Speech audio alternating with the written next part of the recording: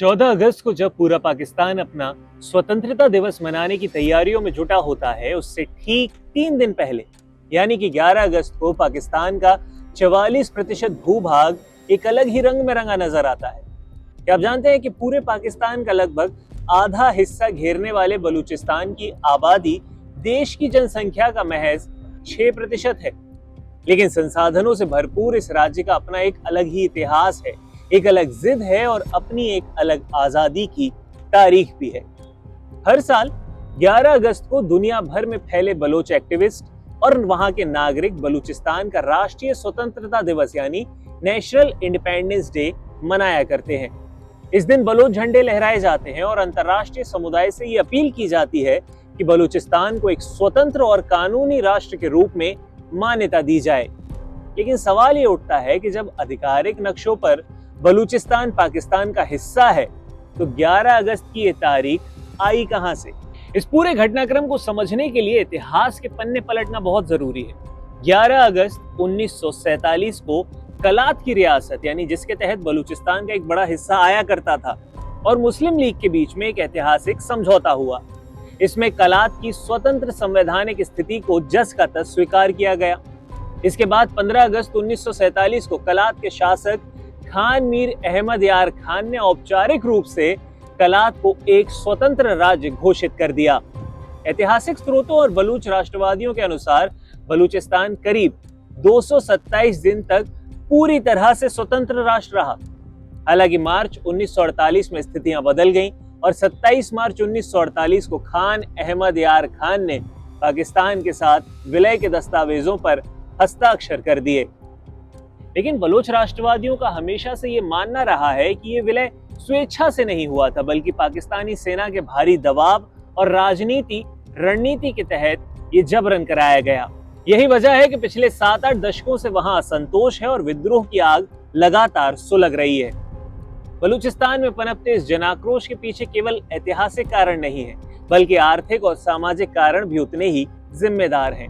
बलूचिस्तान प्राकृतिक गैस, सोना, तांबा और अन्य बहुमूल्य खनिजों से समृद्ध है, लेकिन वहां के स्थानीय निवासियों का यह आरोप है कि इस्लामाबाद की सरकार और पाकिस्तान की सेना उनके संसाधनों का अंधाधुंध दोहन कर रहे हैं। चीन पाकिस्तान आर्थिक गलियारा यानी सीपेक हो या अन्य अंतरराष्ट्रीय परियोजनाओं के नाम पर वहां विदेशी ताकतों को उतारा गया, लेकिन उसका फायदा बलूचिस्तान की जनता को कभी मिला ही नहीं। आर्थिक तंगी के साथ साथ वहां मानवाधिकारों का हनन एक बेहद ही गंभीर मुद्दा है। बलोच मानवाधिकार कार्यकर्ताओं का यह दावा है कि सेना की नीतियों के खिलाफ आवाज उठाने वाले हजारों युवाओं को गायब कर दिया जाता है, यानी उन्हें जबरन उठा लिया जाता है और जब बाद में कुछ मिलता है तो सिर्फ उनकी लाशें। इसी वजह से बलोच लिबरेशन आर्मी और बलोच लिबरेशन फ्रंट जैसे संगठन लगातार पाकिस्तानी सुरक्षा बलों को निशाना बनाते रहते हैं। हाल ही में बलूचिस्तान में 11 अगस्त के कार्यक्रमों और विरोध प्रदर्शनों को दबाने के लिए बड़े पैमाने पर इंटरनेट की सेवाएं बंद कर दी गई। जमीनी स्तर पर बलोच विद्रोहियों के हमलों के डर से पाकिस्तानी सेना की आवाजाही मुश्किल हो चुकी है और अब वहां पर ड्रोन और हेलीकॉप्टर्स के जरिए आसमान से गश्त लगाई जा रही है। इसी बीच बलोच एक्टिविस्ट भारत समेत पूरे विश्व समुदाय से गुहार लगा रहे हैं कि वे आगे आएं और बलूचिस्तान को एक स्वतंत्र देश के रूप में मान्यता दें। हालांकि भारत ने सीधे तौर पर बलूचिस्तान की संप्रभुता या आजादी पर कोई आधिकारिक बयान नहीं दिया है, लेकिन भारत सरकार ने पाकिस्तान अधिकृत कश्मीर और बलूचिस्तान में हो रहे मानवाधिकारों के घोर उल्लंघन पर वैश्विक मंचों पर पाकिस्तान को कड़ा आईना जरूर दिखाया है।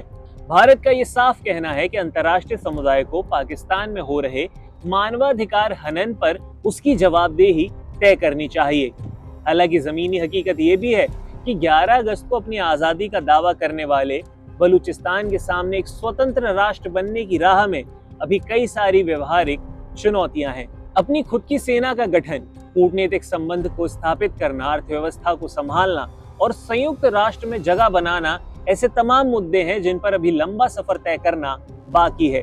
लेकिन इतना तय है कि डिजिटल दौर में चल रहे इस ग्लोबल कैंपेन ने बलूचिस्तान के मुद्दों को पाकिस्तान की सरहदों से निकालकर आज अंतर्राष्ट्रीय मंच पर लाकर खड़ा कर दिया है।